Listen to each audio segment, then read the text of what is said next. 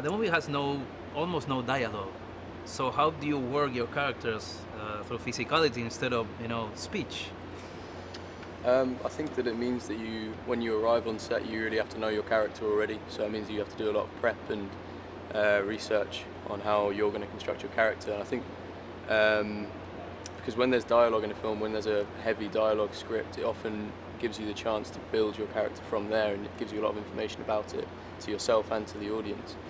But one of the amazing things about the script and the fact that there isn't that much dialogue, it was very much left to us to go away and come up with our own characters and make our own decisions about how we wanted to play it and how they would react in certain situations. So I think there was a very interesting dynamic to it all. How about you? Yeah, I think Chris did is, I think realistically the situations that these soldiers would have been in, you wouldn't be stopping to kind of chit-chat a bunch.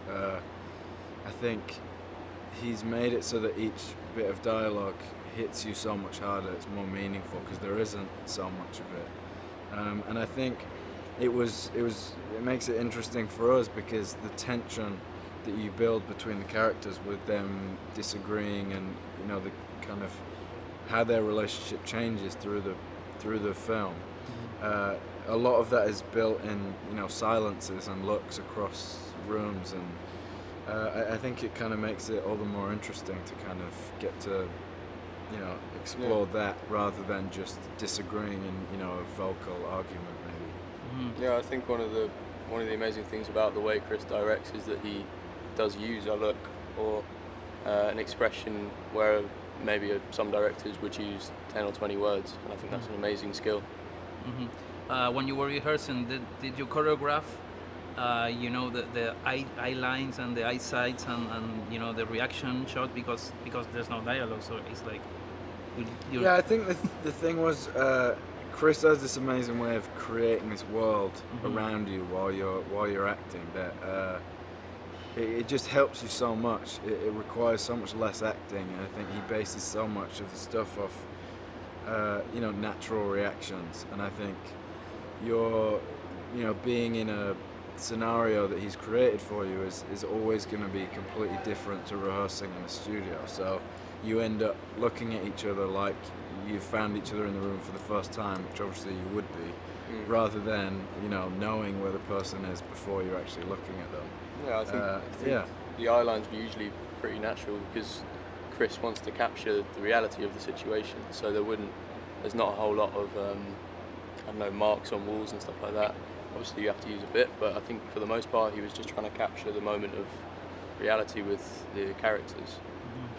Also, your characters, I think, are a little younger than yourself because the soldiers were like 16, 18 at that time. So you have to look back and say, oh, look, when I was 18 or 16, I could have been a soldier in this situation. So I think it's hard to think that, right?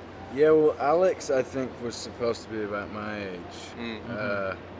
But I think the reality kind of being there, you were very aware of, what these people...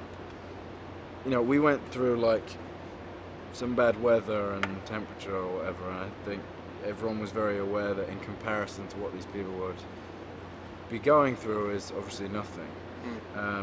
And I think being there and kind of being on the beach and telling this story and finding out more about the story and imagining just how young so many of these people were is crazy. Yeah, I think it stole a lot of childhoods off quite young men. They had to grow up so quickly, they were forced to grow up in such a stressful situation, and it's a really horrible and hard thing to think about as in the blessed positions we are in. Okay, well, thank you very much, guys. Thank you so much. Good luck with the picture. Thanks, and man. great performance.